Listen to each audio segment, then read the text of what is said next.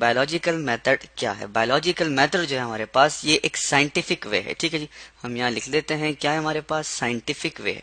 ठीक है जी, ये हमने लिख लिया, दैट इज साइंटिफिक है हमारे पास, साइंटिफिक मेथड है। ठीक है, इसका क्या मतलब हुआ? इसका मतलब ये हुआ कि हम साइंटिफिकली जो है उसको क्या करते हैं, फाइंड आउट करते हैं कि ये बेसिकली है क्या। ठीक है जी, तो ये साइंटिफिक मेथड है हमारे पास किस चीज के लिए, कि हम कोई बायोलॉजिकल प्रॉब्लम को सॉल्व कर सके। ठीक है जी, जैसे कि लेट्स सपोज मैं कहता हूँ कि कोई बीमारी है। ठीक है जी, अब उस बीमारी का क्या इलाज हो सकता है। ठीक है, तो उस बीमारी के इलाज के लिए हम मुख्तलिफ एक्सपेरिमेंट लगाते हैं, मुख्तलिफ तजर्बे करते हैं। तो ये क्या है, ये तजर्बे करना क्या है, ये हमारे पास साइंटिफिक मेथड है। बीमारी क्या है, एक बायोलॉजिकल प्रॉब्लम है, और उस प्रॉब्लम का जब हम हल निकालते हैं तो हम इसे क्या कहते हैं, इसे हम कहते हैं बायोलॉजिकल मेथड।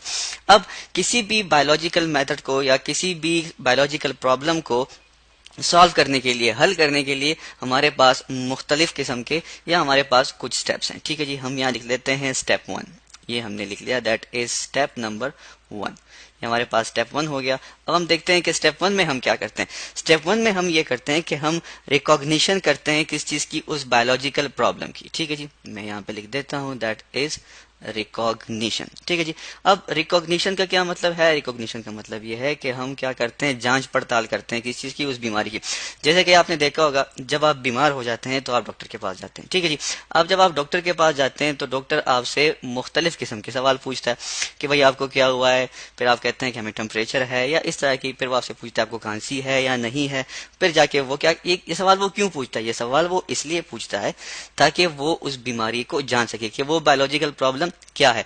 तो रिकॉग्निशन में हम क्या करते हैं, रिकॉग्निशन में हम करते हैं क्वेश्चंस। ठीक है जी, हम यहाँ लिख लेते हैं कि इसमें हम क्वेश्चन करते हैं। ठीक है, दैट इज क्वेश्चन।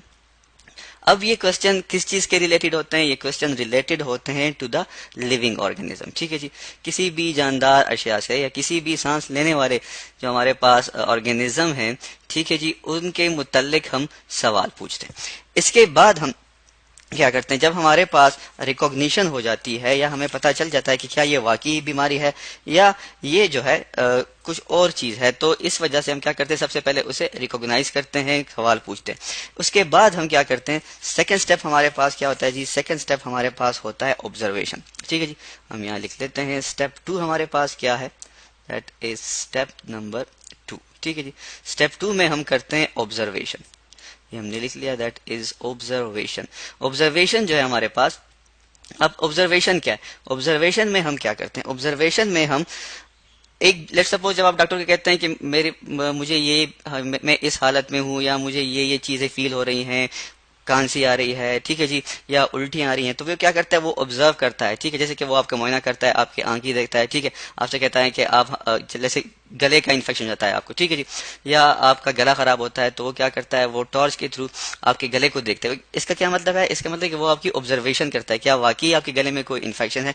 तो ऑब्जर्वेशन में हम क्या, हमारे पास क्या होती है, ऑब्जर्वेशन में हम इन्वॉल्व करते हैं किस चीज को, अपने 5 सेंसेस को। ठीक है जी, मैं लिख लेता हूँ दैट इज 5 सेंसेस। वो सेंसेस हमारे पास क्या, आपको पता है, that is sense of touch है हमारे पास, और इसके अलावा जो है हमारे पास जो है इसमें आ जाती है सेंस ऑफ स्मेल और सेंस ऑफ हेयरिंग। ठीक है जी, और सेंस ऑफ टेस्ट, और इसी तरह सेंस ऑफ विजन। तो ये हमारे पास क्या है, ये हमारे पास सेंसेस हैं। तो इसमें हम क्या यूज करते हैं, इसमें हम अपने 5 सेंसेस यूज करते हैं। ठीक है, इसके अलावा जो है ऑब्जर्वेशन हमारे पास 2 तरह की होती है, एक होती है क्वांटिटेटिव और एक होती है क्वालिटेटिव। ठीक है, मैं यहाँ लिख लेता हूँ दैट इज क्वांटिटेटिव। ठीक है जी, और एक होती है हमारे पास क्वालिटेटिव। ठीक है जी, दैट इज क्वांटिटेटिव, और ये हमारे पास दूसरी क्या होती है, क्वालिटेटिव। ठीक है जी, लेकिन हम ये कहते हैं कि जो हमारे पास क्वालिटेटिव है, ठीक है जी, या जो हमारे पास क्या है, क्वांटिटेटिव है, वो बेसिकली वो ज्यादा एक्यूरेट होती है। ठीक है, हम यहाँ लिख लेते हैं दैट इज क्वालिटेटिव, स्पेलिंग को ठीक कर लेते हैं, दैट इज क्वालिटेटिव। ठीक है, यहाँ पे आई है, मैं लिख लेता हूँ यहाँ पे, दैट इज क्वालिटेटिव। ठीक है जी, अब क्वांटिटेटिव जो है ये ज्यादा एक्यूरेट होती हैं, हमें सही बताती हैं। जैसे कि आप कहते हैं ये हमारे क्वांटिटी क्या है, ये हमारे पास मिकदार के बारे में बताती है। ठीक है जी, और ये मयार के बारे में बताती है। जैसे हम कहते हैं ना कि लेट्स सपोज हम कहते हैं कोई बंदा पास हो गया है, फेल हो गया है। ठीक है, अब पास होना फेल होना ये क्या है, ये हमारे पास क्वालिटेटिव है, लेकिन वो कितने नंबरों से पास हुआ है, वो कितने नंबरों से फेल हुआ है, ये हमारे पास क्या है, ये हमारे पास क्वांटिटेटिव है। जैसे अगर हम कहें कि हमारे पास 1000 ग्राम, ठीक है जी, कितने 1000 ग्राम जो है वो मौजूद हैं किस चीज में, 1 लीटर में, ठीक है जी, 1 लीटर में मौजूद हैं किस चीज के, वाटर के, H2O, ठीक है। इसी तरह अगर मैं कहूं कि मेरे पास जो है 800 ग्राम, फॉर एग्जाम्पल 800 ग्राम जो है वो मौजूद है किस चीज में, यही 1 लीटर ऑफ इथेनॉल, ठीक है। इथेनॉल हमारे पास क्या है, ये हमारे पास एक सोल्यूशन है, एक सॉल्वेंट है, ऑर्गेनिक सॉल्वेंट है, ठीक है जी। ऑर्गेनिक सॉल्वेंट क्या होते हैं, जिसमें कार्बन हाइड्रोजन की क्वांटिटी ज्यादा होती है, क्या, 1 लीटर ऑफ इथेनॉल। तो अब इससे मुझे पता चलता है कि वाटर जो है उसमें ग्राम्स जो है वो ज्यादा है, ये मेरे पास क्या है, क्वांटिटेटिव।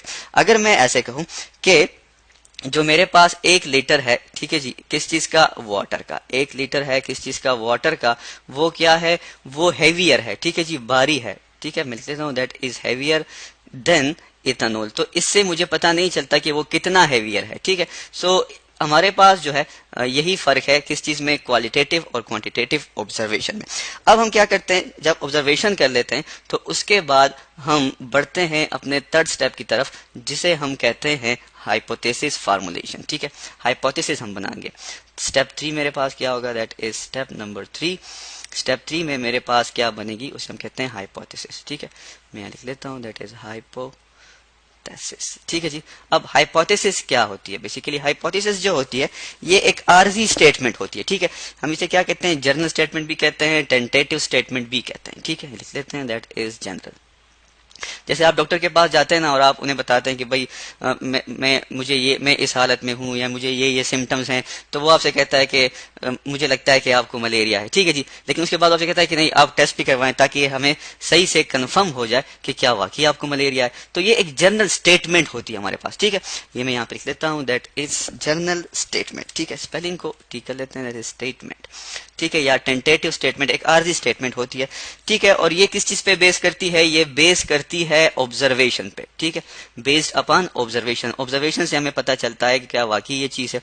इसी तरह जो है फिर ये भी कहा जाता है कि इसको सिंपल रखा जाता है, ठीक है।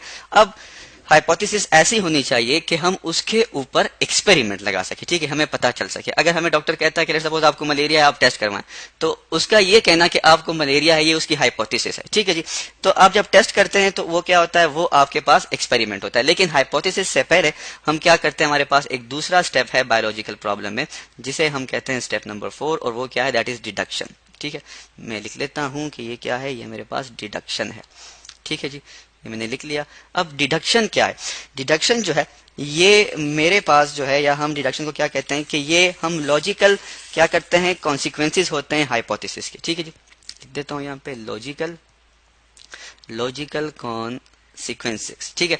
जैसे कि लेट्स सपोज मैं कहता हूं कि मुझे टेम्परेचर भी है, मैं डॉक्टर से कहता हूं कि मुझे टेम्परेचर भी है, उल्टी भी आ रही है, तो वो क्या करता है, वो कहता है कि जो आपको उल्टी आ रही है या जो आपको साथ में खांसी हो रही है, हो सकता है कि ये आपको मलेरिया हो, ठीक है।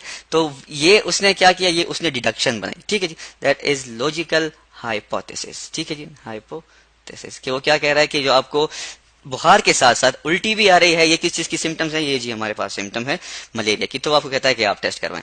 इसके बाद जो है बाकी के जो स्टेप हैं हम वो इंशाल्लाह फर्दर अपनी मजीद वीडियो में डिस्कस करेंगे। और आज हमने पढ़ा किस चीज के बारे में, आज हमने पढ़ा बायोलॉजिकल प्रॉब्लम के स्टेप्स के बारे में, जो कि हमारे पास स्टेप 1 है, स्टेप 2 है, और स्टेप 3 स्टेप 4 तक हमने इसको डिस्कस किया। इंशाल्लाह अगली जो हमारी वीडियोस होगी उसमें हम एक्सपेरिमेंट, समराइजेशन ऑफ रिजल्ट्स और रिपोर्टिंग ऑफ रिजल्ट के बारे में डिस्कस करेंगे। Any new updates, cause whenever we upload new video you will get a notification on your phone. को सब्सक्राइब करें और बेल आइकन को क्लिक करें।